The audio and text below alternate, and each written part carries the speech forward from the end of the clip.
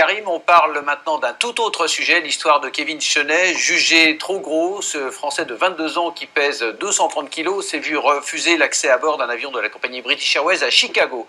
Béatrix de Lamberty, bonsoir.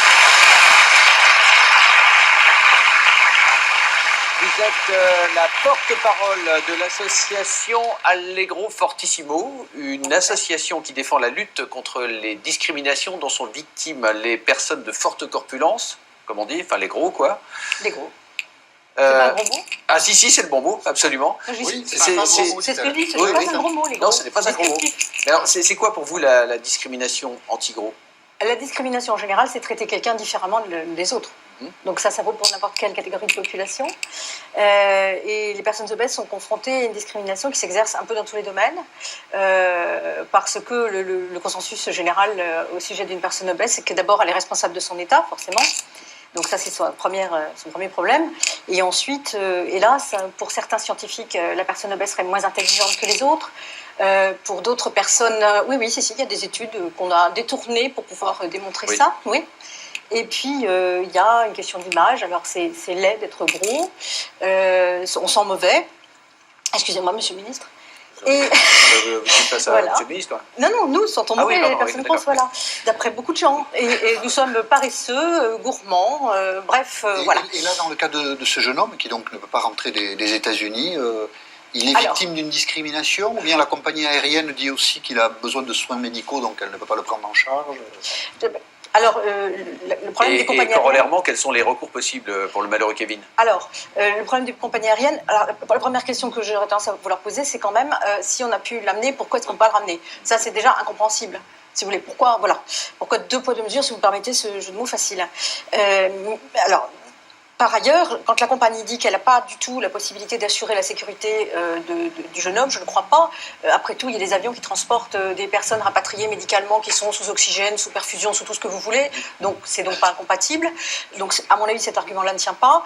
Ce que nous préconisons dans notre association, c'est que les compagnies réfléchissent plus, finalement, parce qu'on est dans un système commercial de résultats financiers, pourquoi ne pas créer des produits commerciaux qu'on vendrait pour les personnes qui ont besoin d'un peu plus d'espace dans les avions? Je pense que si on fait 1,90 m de haut, c'est épouvantable de voyager. Des histoires comme celle de Kevin, vous en entendez souvent au sein de votre association? Bien sûr.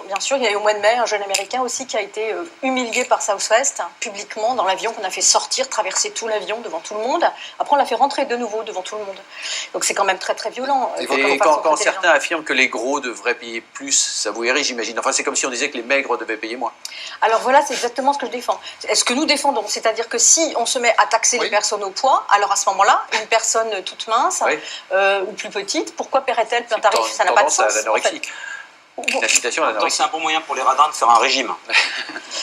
Béatrix, vous parlez tout à l'heure de racisme. Est-ce que vous utilisez le terme de racisme anti-gros comme on l'entend souvent? Utilisons l'expression grossophobie. Je pense que ça définit bien ce qui se passe, oui. Et il faut savoir que c'est d'autant plus difficile à vivre que notre association a défendu beaucoup de choses depuis longtemps et que enfin la science vient appuyer ça. Et notamment, le 25 octobre, l'INSERM de Rouen a sorti un travail qui a lieu depuis 10 ans et qui montre que l'hormone de la faim chez les personnes obèses dysfonctionne et que par conséquent, elles n'éprouvent pas de satiété. Donc elles ne sont pas en train de s'empiffrer pour provoquer la Terre entière. Simplement, leur système ne leur permet pas de savoir qu'elles ont absorbé la quantité de nourriture suffisante. Dérèglement. Quand vous entendez Karl Lagerfeld déclarer sur une télévision le trou de la sécurité sociale, c'est un peu à cause des gens trop gros, qu'est-ce que vous avez à lui répondre? Qu'il est un grand créateur et chacun son métier, c'est pas son rôle d'analyser ce genre de choses, fondamentalement. Merci infiniment, Béatrix. On a placé